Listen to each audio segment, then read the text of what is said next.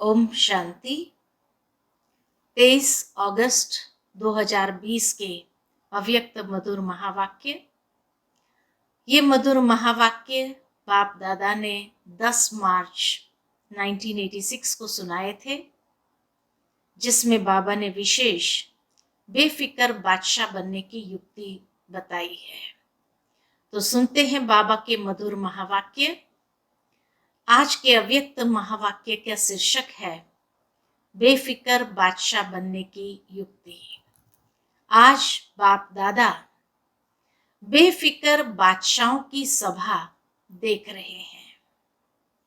यह राज्य सभा सारे कल्प में विचित्र सभा है।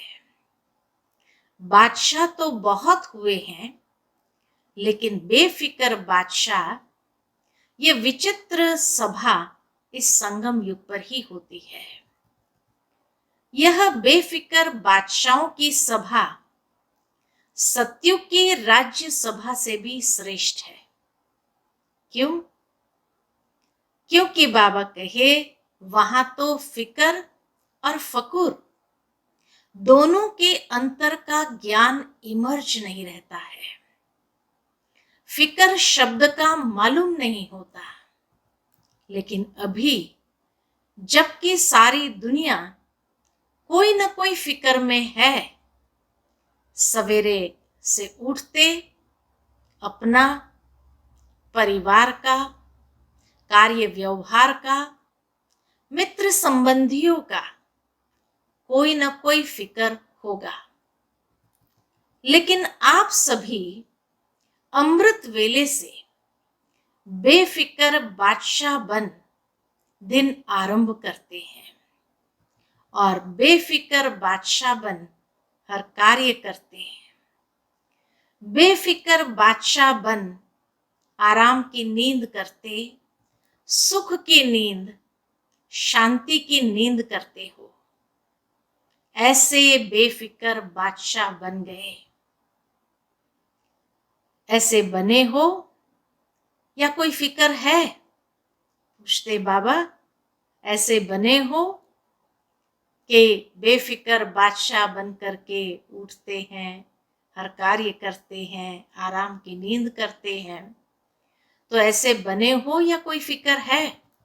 बाप के ऊपर जिम्मेवारी दे दी तो बेफिक्र हो गए। पहली युक्ति बाबा बताते, बाप के ऊपर जिम्मेवारी दे दी तो बेफिक्र हो गए। अपने ऊपर जिम्मेवारी समझने से फिक्र होता है। जिम्मेवारी बाप की है और मैं निमित्त सेवाधारी हूं। मैं निमित्त कर्म योगी हूं। करावनहार बाप है, निमित्त करनहार मैं हूं। अगर यह स्मृति हर समय स्वतः ही रहती है तो सदा ही बेफिक्र बादशाह है। तो पहली युक्ति बाबा ने बताई, जिम्मेवारी बाबा के ऊपर और स्वयं को निमित्त सेवाधारी कर्मयोगी समझना। करावनहार बाबा, करनहार हम। ये समझने से बाबा कहे स्वतः ही बेफिक्र बादशाह है। अगर गलती से भी किसी भी व्यर्थ भाव का अपने ऊपर बोझ उठा लेते हो तो ताज के बजाय फिक्र के अनेक टोकरे सिर पर आ जाते हैं। कोई भी व्यर्थ नेगेटिव भाव मन के अंदर इमर्ज हो गया तो फिक्र तो होनी ही है। तो ताज के बजाय टोकरे सिर पर आ जाते हैं। नहीं तो सदा लाइट के ताजधारी बेफिक्र बादशाह हो। बस बाप और मैं, तीसरा न कोई। यह अनुभूति सहज बेफिक्र बादशाह बना देती है। मैं और बाबा, तीसरा न कोई, ये अनुभूति। समझ होना अलग बात है, लेकिन अनुभूति करके चलना, बाबा कहे यही सहज बेफिक्र बादशाह बना देती है। ये दूसरी युक्ति बाबा ने बताई। तो ताजधारी हो या टोकरेधारी हो, टोकरा उठाना और ताज पहनना कितना फर्क हो गया। एक ताजधारी सामने खड़ा करो, फोटो निकालो ऐसा, एक ताजधारी सामने खड़ा करो और एक बोझ वाला टोकरे वाला खड़ा करो, तो क्या पसंद आएगा, ताज या टोकरा? अनेक जन्मों के अनेक बोझ के टोकरे तो बाप आकर उतार कर हल्का बना देते हैं। कितने जन्मों के अनेक चिंताओं के टोकरे सिर पर होंगे, बाबा ने आकर सारा उतार कर हल्का बना दिया। तो बेफिक्र बादशाह अर्थात सदा डबल लाइट रहने वाले जब तक बादशाह नहीं बने, बाबा कहे बेफिक्र होना माना टोकरा बाबा को देना, जिम्मेवारी बाबा को देना और खुद लाइट हो जाना, तो बेफिक्र हो जाएंगे। लेकिन बादशाह साथ में क्यों जुड़ा? तो बाबा कहे जब तक बादशाह नहीं बने हैं तब तक हर कर्मेंद्रिय भी, या कर्मेंद्रियां भी अपने वश में नहीं रह सकती है, क्योंकि मन को भटकाने वाला, बोझ का एहसास कराने वाला, तो ये कर्मेंद्रियां जब मन को भटकाती है तब टोकरेधारी बन जाते हैं।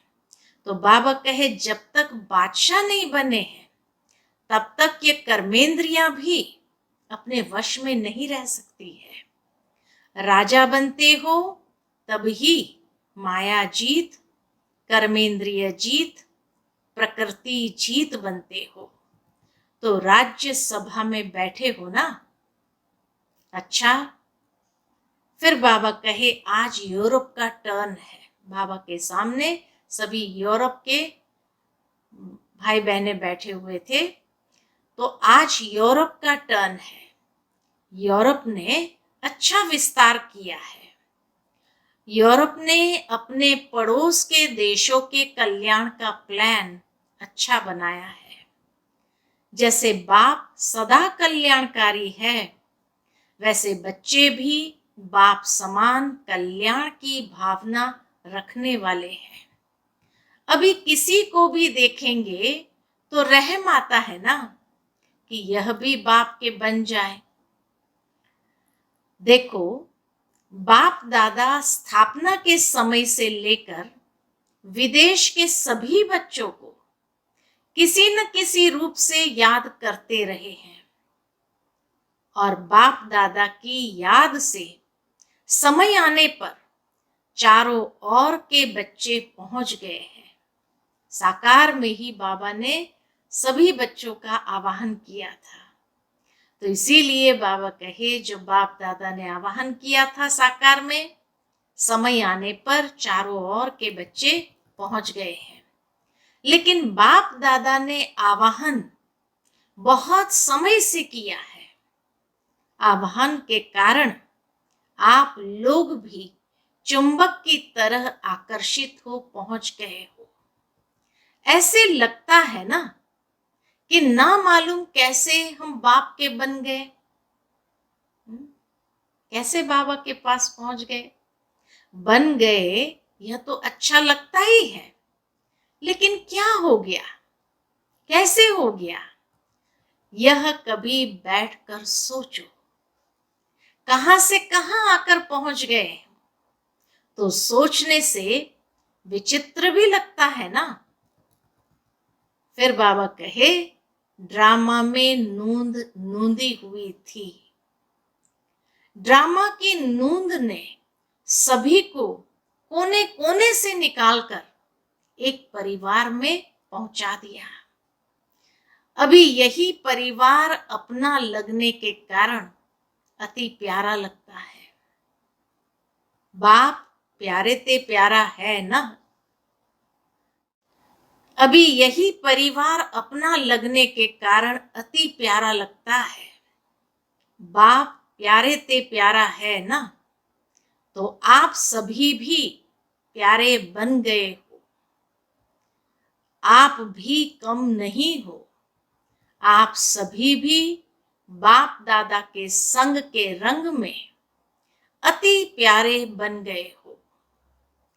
किसी को भी देखो तो हर एक एक दो से प्यारा लगता है। बाबा को हर एक बच्चा एक दो से प्यारा लगता है। हर एक के चेहरे पर रूहानियत का प्रभाव दिखाई देता है। फॉरेनर्स को मेकअप करना अच्छा लगता है, तो ये फरिश्तापन का मेकअप करने का स्थान है। मधुबन है फरिश्तापन का मेकअप करने का स्थान। ये मेकअप ऐसा है जो फरिश्ता बन जाते हैं। जैसे मेकअप के बाद कोई कैसा भी हो लेकिन बदल जाता है ना, मेकअप से बहुत सुंदर लगता है। तो यहां भी सभी चमकते हुए फरिश्ते लगते हो, क्योंकि रूहानी मेकअप कर लिया है। उस मेकअप में तो नुकसान भी होता है, इसमें कोई नुकसान नहीं है। तो सभी चमकते हुए कौन हो गए? फरिश्ते हो गए। तो सभी चमकते हुए सर्व के स्नेही आत्माएं हो ना। यहां स्नेह के बिना और कुछ है ही नहीं। उठो तो भी स्नेह से गुड मॉर्निंग करते, खाते हो तो भी स्नेह से ब्रह्मा भोजन खाते हो, चलते हो तो भी स्नेह से बाप के साथ हाथ में हाथ मिलाकर चलते हो। फॉरेनर्स को हाथ में हाथ मिलाकर चलना अच्छा लगता है ना। बाबा जानते हैं विदेशियों को एक तो मेकअप अच्छा लगता है, दूसरा हाथ में हाथ मिलाकर चलना अच्छा लगता है। तो बाप दादा भी कहते हैं कि सदा बाप को हाथ में हाथ दे फिर चलो, अकेले नहीं चलो। अकेले चलेंगे तो कभी बोर हो जाएंगे और कभी किसकी नजर भी पड़ जाएगी। बाप के साथ चलेंगे तो एक तो कभी भी माया की नजर नहीं पड़ेगी, और दूसरा साथ होने के कारण सदा ही खुशी खुशी से मौज से खाते चलते मौज मनाते जाएंगे। तो साथी सबको पसंद है ना। इतना सुंदर रूहानी साथी बाबा के पसंद है ना, या और कोई चाहिए? और कोई कंपेनियन की जरूरत तो नहीं है ना, पूछते हैं बाबा। और कोई कंपेनियन की जरूरत है क्या? कभी थोड़ा दिल बहलाने के लिए कोई और चाहिए? धोखा देने वाले संबंध से छूट गए। उसमें धोखा भी है और दुख भी है। कोई भी दुनिया के संबंध में धोखा भी है तो बाबा कहे दुख भी है। अभी ऐसे संबंध में आ गए जहां न धोखा है न दुख है। बच गए, सदा के लिए बच गए। ऐसे पक्के हो दुनिया के अंदर और खास करके विदेश के अंदर, जहां देखो संबंध में 2 दिन रहे साथ में, फिर धोखा मिल गया, दुख हो गया, बस चल दिए। तो बाबा कहे बच गए, सदा के लिए बच गए। ऐसे पक्के हो, कोई कच्चे तो नहीं। ऐसे तो नहीं वहां जाकर पत्र लिखेंगे कि क्या करे कैसे करे, माया आ गई। यूरोप वालों ने विशेष कौन सी कमाल की है? पूछते बाबा कि यूरोप वालों ने कोई विशेष कमाल की है, कौन सी कमाल की है?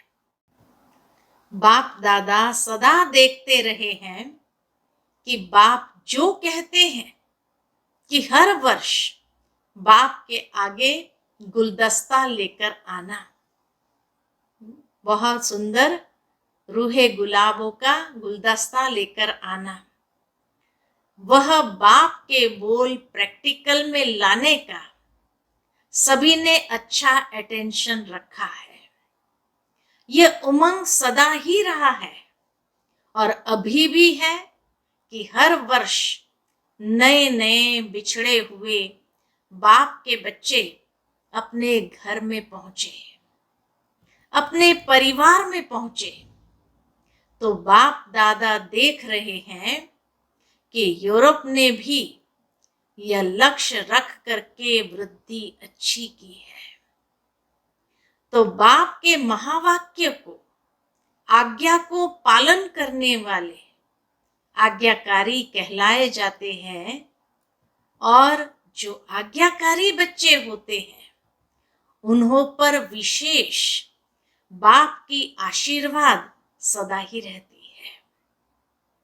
आज्ञाकारी बच्चे स्वतः ही आशीर्वाद के पात्र आत्माएं होते हैं। समझा? तो बाबा की आशीर्वाद हमेशा आज्ञाकारी बच्चों पर रहती है। कुछ वर्ष पहले कितने थोड़े थे, लेकिन हर साल वृद्धि को प्राप्त करते बड़े ते बड़ा परिवार बन गया। तो 1 से 2, 2 से 3, अभी कितने सेंटर्स हो गए। यूके तो अलग बड़ा है ही, कनेक्शन तो सबका यूके से है ही, क्योंकि विदेश का फाउंडेशन तो वही है।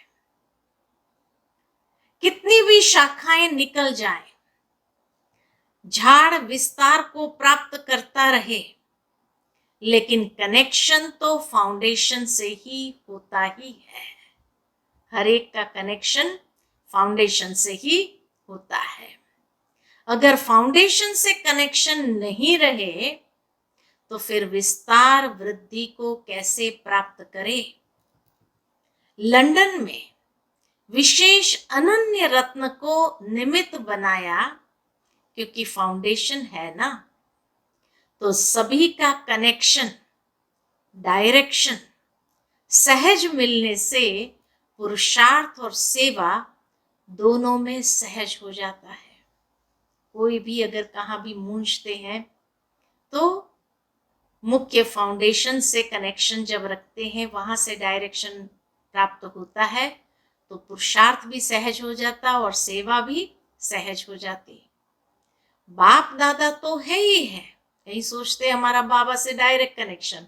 बाबा कहे बाप दादा तो है ही है, बाप दादा के बिना तो 1 सेकंड भी नहीं चल सकते हो, ऐसे कंबाइंड हो।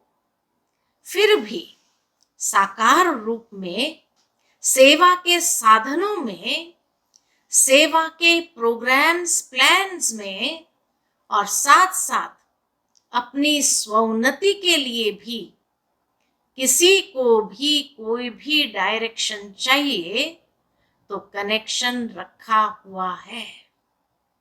यह भी निमित्त बनाए हुए माध्यम है जिससे सहज ही हल मिल सके।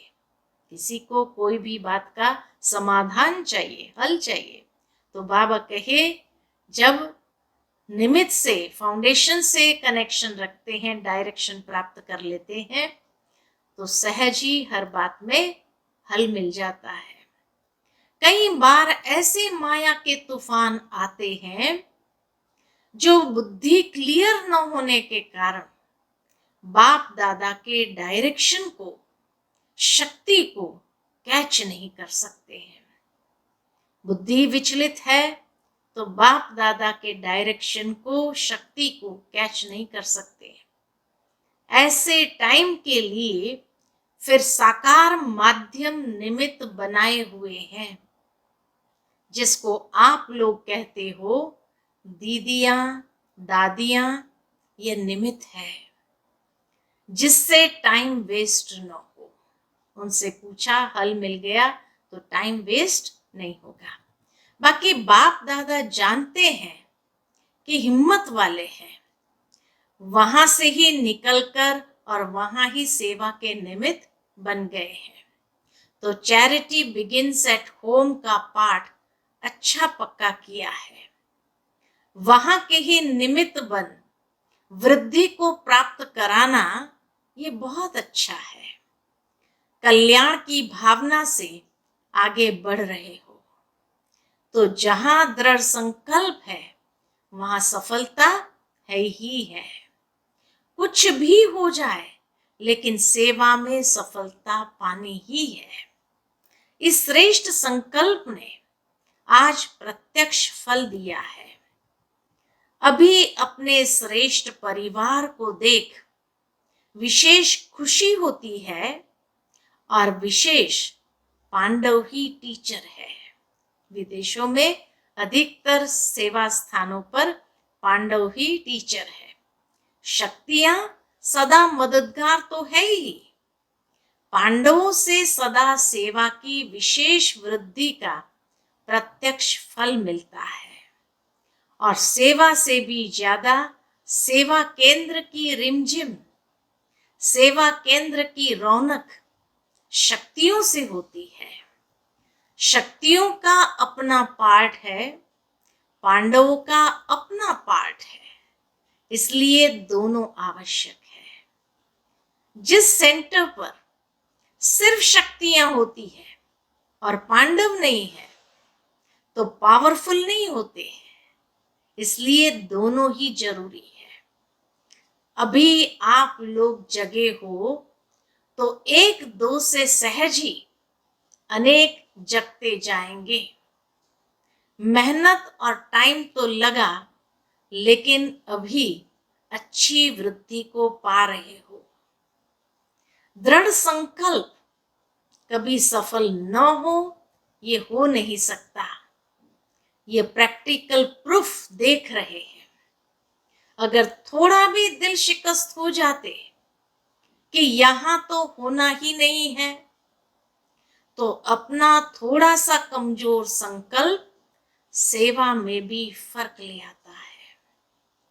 दृढ़ता का पानी फल जल्दी निकालता है, दृढ़ता ही सफलता लाती है। फिर बाप दादा के सामने ये ग्रुप्स जो बैठे थे, लेकिन अव्यक्त मुरलियों से विशेष आज्ञाकारी जो बनता है, कैसे वो परमात्मा दुआओं के पात्र बनते हैं, अनेक मुरलियों से चुने हुए वो रत्न है। कौन सी बाबा की आज्ञाएं हैं और कौन सी आज्ञाओं का पालन करने वाले को परमात्मा दुआएं सहज प्राप्त होती है। जैसे बाप ने कहा ऐसे किया, बाप का कहना और बच्चों का करना, इसको कहते हैं नंबर 1 आज्ञाकारी। बाप के हर डायरेक्शन को, श्रीमत को यथार्थ समझकर पालन करना, इसको कहते हैं आज्ञाकारी बनना। श्रीमत में संकल्प मात्र भी मन मत व पर मत मिक्स न हो। बाबा की पहली आज्ञा, बाप की आज्ञा है मुझ एक को याद करो। एक एक आज्ञा बाबा की सामने आती जाएगी। तो पहली आज्ञा है मुझ एक को याद करो। अगर इस आज्ञा को पालन करते हैं तो आज्ञाकारी बच्चे को बाप की दुआएं मिलती है और सब सहज हो जाता है।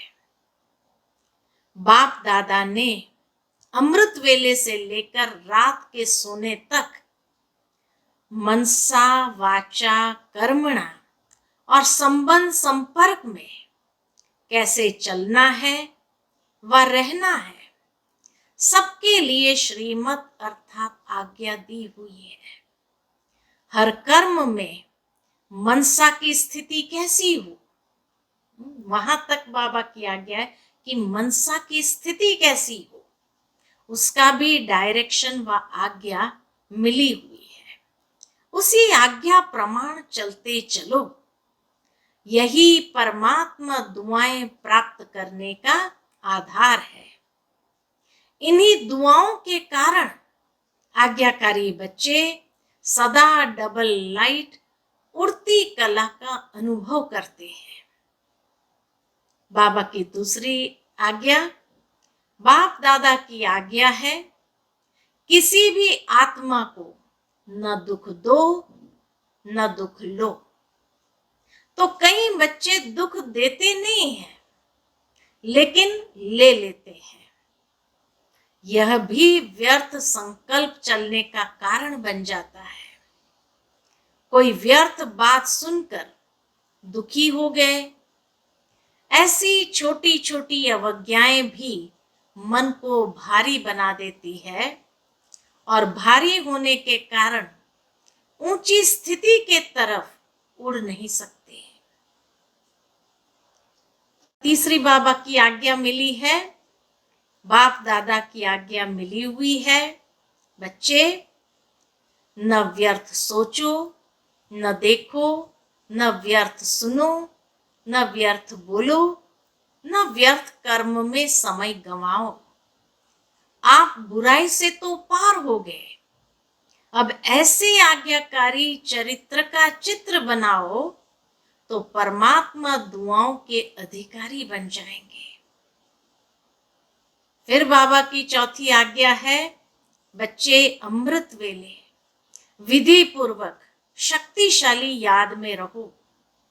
हर कर्म कर्म योगी बनकर निमित्त भाव से निर्माण बनकर करो। ऐसे दृष्टि वृत्ति सबके लिए आज्ञा मिली हुई है, हर बात के लिए आज्ञा मिली हुई है। यदि उन आज्ञाओं का विधि पूर्वक पालन करते चलो तो क्या होगा? सदा अतीन्द्रिय सुख व खुशी संपन्न शांत स्थिति अनुभव करते रहेंगे। फिर बाबा की आज्ञा है, बाप की आज्ञा है, बच्चे तन मन धन और जन इन सबको बाप की अमानत समझो।